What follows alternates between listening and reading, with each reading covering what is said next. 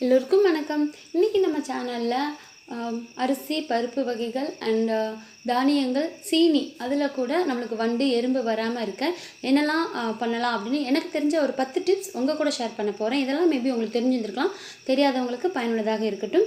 அதுக்கு முன்னாடி நீங்கள் இதெல்லாம் தெரிஞ்சுக்கணுன்னா நம்ம சேனலுக்கு சப்ஸ்கிரைப் பண்ணிடுங்க, மறக்காமல் பெல் ஐக்கனையும் ப்ரெஸ் பண்ணுங்கள். உங்களோட சப்போர்ட் எனக்கு ரொம்பவே முக்கியம். வாங்க முதல் டிப் பார்க்கலாம்.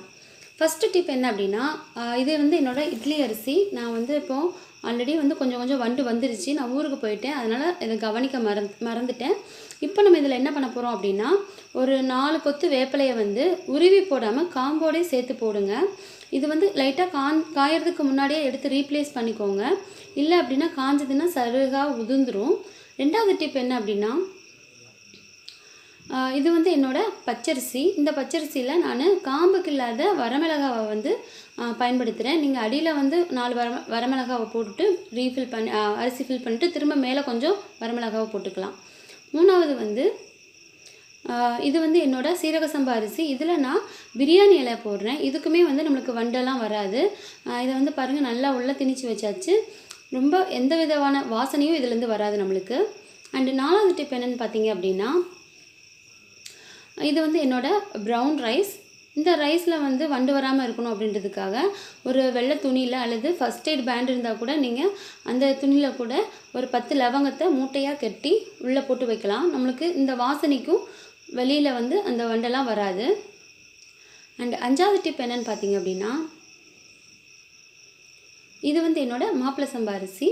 இதுலேயும் வண்டு வர சான்சஸ் இருக்குது. ஸோ அதெல்லாம் அவாய்ட் பண்ணுறதுக்கு சேம் அதே மாதிரி ஒரு மூட்டையில் லவங்கத்துக்கு பதிலாக நான் மிளகு வைக்கிறேன். இதில் நீங்கள் உங்களுக்கு விருப்பமானது எதனாலும் நீங்கள் ஆட் பண்ணிக்கலாம். இது நான் ஒவ்வொன்றுலேயும் ஒவ்வொன்று வெரைட்டி காமிச்சா உங்களுக்கு வீடியோவுக்கு கவராக இருக்குமே அப்படின்றதுக்காண்டி தான் காமிச்சிருக்கேன். நீங்கள் ஒரே இதை கூட பயன்படுத்தலாம், அல்லது இந்த மாதிரி வெவ்வேறு விதமாகவும் பயன்படுத்திக்கலாம். இப்போ நம்ம இந்த மிளகை மூட்டையாக கட்டி இந்த அரிசிக்குள்ளே போட்டு வச்சோம் அப்படின்னா நம்மளுக்கு ரொம்ப நாளைக்கு இந்த அரிசியை தரமாக பயன்படுத்த முடியும். அண்ட் 6வது டிப் என்ன அப்படின்னா, சீனியில் பொதுவாக நிறைய எறும்பு வந்துடும். அதுவும் எங்கள் வீட்டை பொறுத்த வரைக்கும் எறும்புக்கு சொல்லவே வேணாம், அவ்வளோ எறும்பு வரும். ஒரு 4 லவங்கத்தை போட்டு கிளறி விட்டீங்க அப்படின்னா கண்டிப்பாக எறும்பு வராது. 7வது டிப் என்னென்னு பார்த்தீங்கன்னா, நீங்கள் இந்த மாதிரி எதுவுமே போட்டு வைக்கவில்லை அப்படின்னா ஒரு தட்டில் உங்களுக்கு பருப்பு வகைகள் அதை நல்லா பரப்பி விட்டு சன்லைட்டில் நல்லா ஒரு நாள் வச்சு எடுத்திங்கன்னா போதும், நம்மளுக்கு பூச்சி எதுவுமே வராது. 8வது டிப் என்ன அப்படின்னா, மசாலா பொடிகள்லாம் இருக்கும் நம்மக்கிட்ட. சில சமயங்களில் அது கொஞ்சமாக இருக்கும், மேபி நிறையா இருக்கும்போது நல்லா அமுக்கி வச்சு எடுத்துட்டிங்க அப்படின்னா நம்மளுக்கு கெட்டு போகாது, வண்டு வராது. இந்த மாதிரி குறைவாக இருக்கும் பொழுது நீங்கள் என்ன பண்ணலாம் அப்படின்னா, உப்பு கலந்து கொஞ்சமாக கலந்து மிக்ஸ் பண்ணி எடுத்து வச்சுக்கிட்டிங்க அப்படின்னா நம்மளுக்கு அதில் கண்டிப்பாக வண்டு வராது. நீங்கள் குழம்புக்கு ஆட் பண்ணும்போது பார்த்து உப்பு கவனமாக ஆட் பண்ணிக்கோங்க. அண்ட் என்னோடய 9வது டிப் என்ன அப்படின்னா, இது என்னோட மஞ்சள் பொடி. இதுலேயும் நீங்கள் உப்பு ஆட் பண்ணிக்கலாம், பட் அல்லது பெருங்காயம் ஆட் பண்ணிக்கலாம். நான் இப்போ பெருங்காயத்தை இதில் ஆட் பண்ணியிருக்கேன். வீடியோவில் பார்க்கும்பொழுது எனக்கு உப்பு மாதிரியே தெரியுது, உங்களுக்கு எப்படி தெரியுதுன்னு எனக்கு தெரியல. பட் இது பெருங்காயத்தூள், நல்ல நயமான பெருங்காயத்தூள் பயன்படுத்துங்க. நான் வீட்டிலேயே அரைக்கிற பெருங்காயத்தூளை தான் பயன்படுத்துவேன். அதை கலந்து வச்சுட்டோன்னா நம்மளுக்கு வண்டு வராது. 10வது டிப் என்ன அப்படின்னா, ட்ரை ஃப்ரூட்ஸை கொஞ்ச நாள் நான் அப்படியே மறந்தாப்பில் வச்சுட்டேன் அப்படின்னா எனக்கு நிறைய வண்டெல்லாம் வந்துடும். அதுலேயே முக்கியமாக அந்த கிரேப்ஸ் மட்டும் வச்சோம் அப்படின்னா அதில் சொல்லவே வேணாம், அவ்வளோ வண்டு வந்துடும்.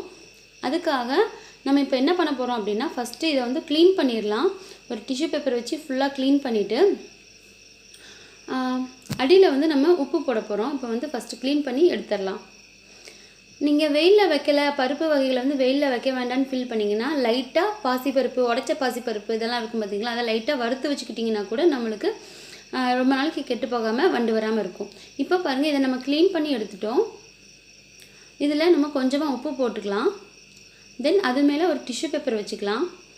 இது எனக்கு ரொம்ப வாய் குறுகலாக இருக்குன்றதுனால கொஞ்சம் கஷ்டமாக இருக்கும். நீங்கள் கொஞ்சம் அகலமான பாத்திரத்தில் ஸ்டோர் பண்ணுறீங்க அப்படின்னா ரொம்ப சிம்பிளாக ஈஸியாக நீங்கள் ஸ்டோர் பண்ணிடலாம். இப்போது இந்த உப்பு போட்டுட்டு டிஷ்யூ பேப்பர் மேலே வச்சுட்டு அதுக்கப்புறமா நம்ம ட்ரை ஃப்ரூட்ஸ் எல்லாம் போட்டு வச்சோன்னா நம்மளுக்கு அதெல்லாம் வண்டு எதுவுமே வராமல் இருக்கும். ரொம்ப நாளைக்கு நம்ம இதை பயன்படுத்திக்க முடியும். அவ்வளோதான். நீங்கள் எல்லாத்தையுமே கொண்டு போய் ஃப்ரிட்ஜில் வச்சு கெட்டு போய் சாப்பிட்றதுக்கு இந்த மாதிரி இயற்கையாக நீங்கள் சாப்பிடுங்க, உடம்புக்கு ரொம்பவே நல்லது. இந்த வீடியோலாம் உங்களுக்கு பிடிச்சிருந்ததுன்னா மறக்காமல் சப்ஸ்கிரைப் பண்ணுங்கள். தேங்க்யூ ஃபார் வாட்சிங்.